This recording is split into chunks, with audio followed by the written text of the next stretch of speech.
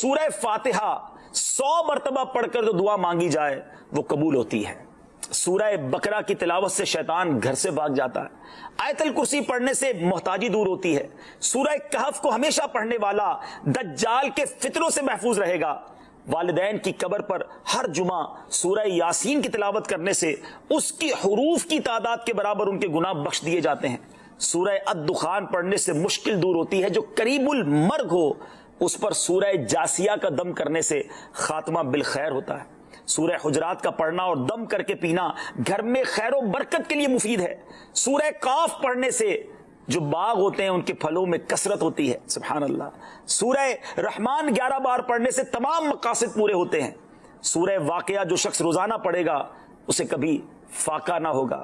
سورہ ملک کو ہر رات پڑھنے والا عذاب قبر سے محفوظ رہے گا۔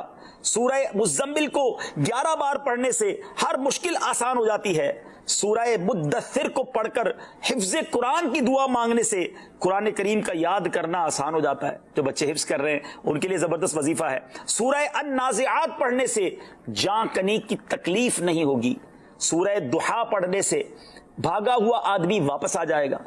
سورہ علم نشرح کو جس مال پر پڑھ دیا جائے اس میں خوب برکت ہوتی ہے۔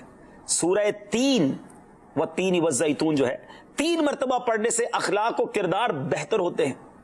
سورہ علق میں جوڑوں کے درد کا علاج ہے۔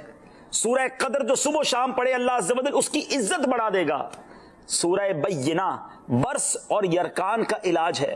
جس آدمی یا جانور کو نظر لگی ہو اس پر سورہ عادیات کا دم مفید ہے۔ سورہ قارعہ پڑھنے سے بلاؤں سے حفاظت رہتی ہے۔ سورہ تکاثر کو 300 بار پڑھنے سے جلد قرض ادا ہو جاتا ہے۔ کئی لوگ کہتے ہیں جناب قرض بہت ہے، چلے قرآن کا وظیفہ لے لیں، الہاکم التکاثر، یہ جو سورت ہے 300 بار پڑھنے سے بہت جلد قرض اتر جاتا ہے۔ سورہ عصر پڑھنے سے غم دور ہو جاتا ہے۔ سورہ ہمزہ اور سورہ فیل دشمن کے شر سے حفاظت کے لیے، اور سورہ قریش جان کی حفاظت کے لیے بڑی مجرب ہے، بڑا کمال کا وظیفہ ہے۔ سورہ ماعون بڑی مشکل کے وقت میں پڑھنا بہت مفید ہے۔ سورہ کوثر کی تلاوت سے بے اولاد صاحب اولاد ہو جاتا ہے۔ کئی بے اولاد بھی وظائف مانگ رہے ہوتے ہیں۔ سورہ کافرون 1/4 قرآن کے برابر ہے۔ سورہ زلزال نصف قرآن کے برابر ہے۔ سورہ اخلاص 1/3 قرآن کے برابر ہے۔ اور سورہ فلق اور سورہ ناس سے جن اور شیطان اور حاسدوں کے شر سے حفاظت رہتی ہے۔ پھر کیوں نہ ہم قرآن سے دوستی کر لیں، کیوں نہ قرآن کو اپنا ورد بنا لیں۔